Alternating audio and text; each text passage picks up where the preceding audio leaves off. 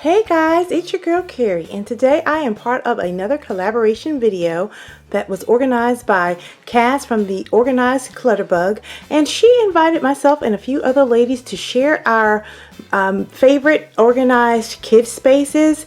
All of the other ladies' information is linked in the description box below.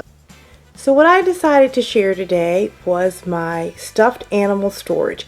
My youngest daughter collects stuffed animals, and actually her collection is getting out of control, and I have to blame her dad for her ever-growing stuffed animal collection. He gets her a stuffed animal for every Valentine's Day, and every time we have to go out of town on business, he comes back with a stuffed animal for her. Now, I have no problem with the stuffed animals, but my husband is out of control. He always tries to buy the biggest animals that he can find, and I have no idea of how to store them. And you know, one day while my children were away for the summer staying with their aunt up north, I decided to purge and clean out her stuffed animals collection, and I was going to throw some things away. And as I was throwing, piling things up to donate or get rid of, I found a booklet, and my daughter had named every single stuffed animal that she had. After I found that journal, I felt so guilty about wanting to throw her stuffed animals away. So I said there has to be a better solution. I just didn't like to see stuffed animals all over the place, and I just don't like to see a bunch of clutter. So I thought of a device or contraption, and I explained it to my husband, and he was so wonderful to build the most fabulous stuffed animal, multifunctional. Let me show you some of these animals, stuffed animals that my husband has purchased for my daughter. And this is just a part of her collection. Like this little caterpillar, actually it's not little, this huge caterpillar right here. What are you going to do with that? How do you store something like this? And this cute little caterpillar here, I found out this caterpillar's name was Rainbow for all the colors that was on it. That was listed in her book. And what is this multicolored neon thing back here? I have no idea, but it is huge. It's large and it's crazy looking. But I found out his name was Tie-Dye when looking through her book. So all of these animals have special meaning to her, and I wanted to put something together that, would be fabulous for both her and myself. Now, how fabulous is this piece of furniture that my husband custom built for me after I described my plans to him about how I wanted her stuffed animal storage to look? This is so perfect. And this houses a ton of stuffed animals. All of her stuffed animals were able to fit in here, and there was room to grow. It's fairly deep. It's about 2 feet deep, and this unit is about a little over 6 feet tall. And look at that huge gorilla in there. We call this the Zookeeper because it keeps all of our animals behind bars.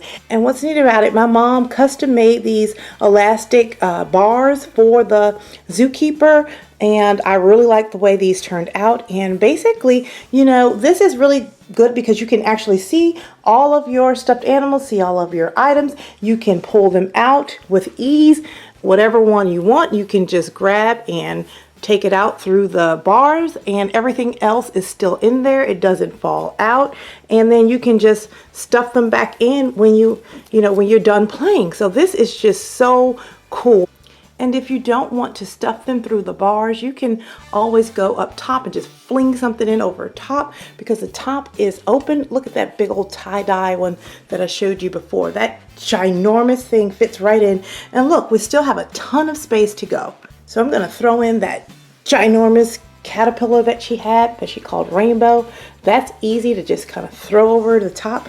You see, all of these big items are going right in with ease. I still have more room to go. I'm going to stuff in that poodle.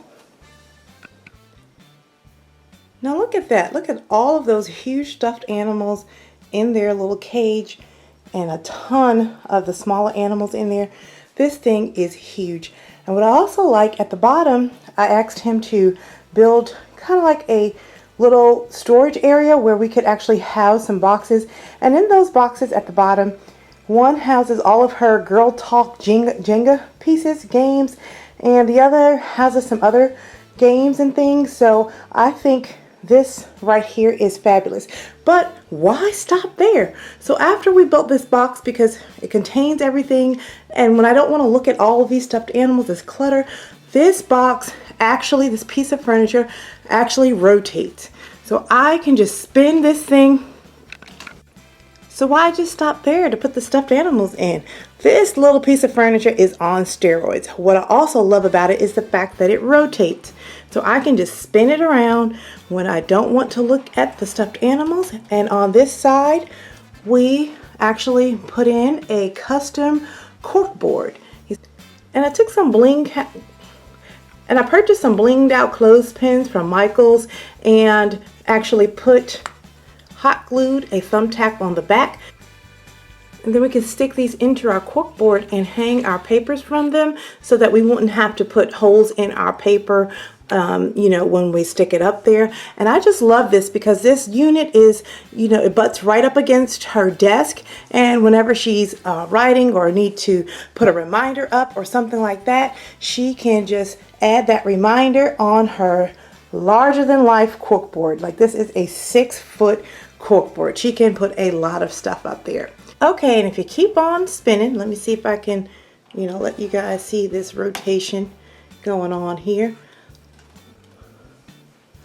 Another obstacle that I was having with my daughter's room was that she would just totally mess up the design of her room by hanging pictures on a wall. I mean, like posters or random pieces of paper that she drew something on or doodled on, and it was driving me nuts because I decorated her room and I'm like, babe, why are you destroying it by just putting these pictures up? And she's like, Mom, this is my room. These are the things that are important to me. Why can't I just put things on my wall? And I said, you know what? It is your room. Let me stop acting crazy and being very Carrie. But I needed to come up with a system that she could display her artwork the way she wanted to, and to keep my insanity in check from, you know, her just messing up my design. What I came up with was I purchased several of these frames from the Dollar Tree, and you know, the gold frames, you've probably seen them in previous videos. And what we're going to do is take pictures of her most favorite items that she's stuck up on her wall and actually frame them, and this is going to become her wall gallery. And then the items that really mean stuff to her, that has sentimental value, that's on her wall, we're going to put in a scrapbook so that they won't get ruined, because they are starting to curl up at the edges and things like that. So I love the fact that we now have this beautiful, you know, art gallery for her on this piece of furniture.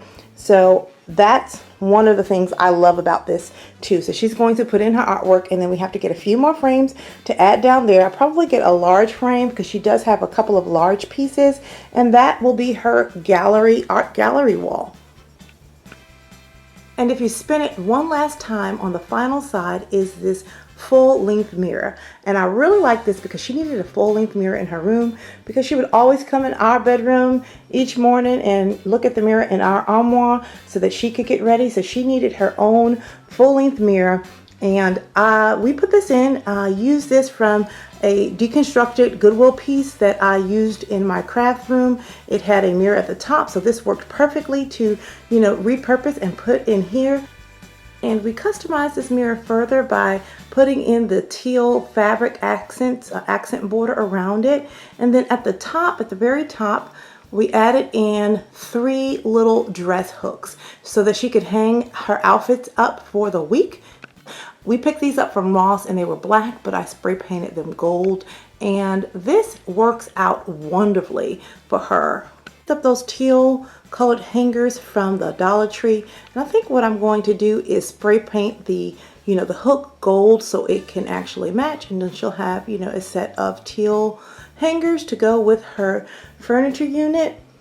And down here, what she does sometimes, I just put the box in there for storage, but sometimes what she does is take that orange box out and she'll line up her shoes for the week to match all of her outfits, and so she'll know exactly what she wants to wear, and she can just pop up in the morning, get ready, and go. I absolutely love this unit. It is so multifunctional, and it solved a ton of problems that we were having in her room.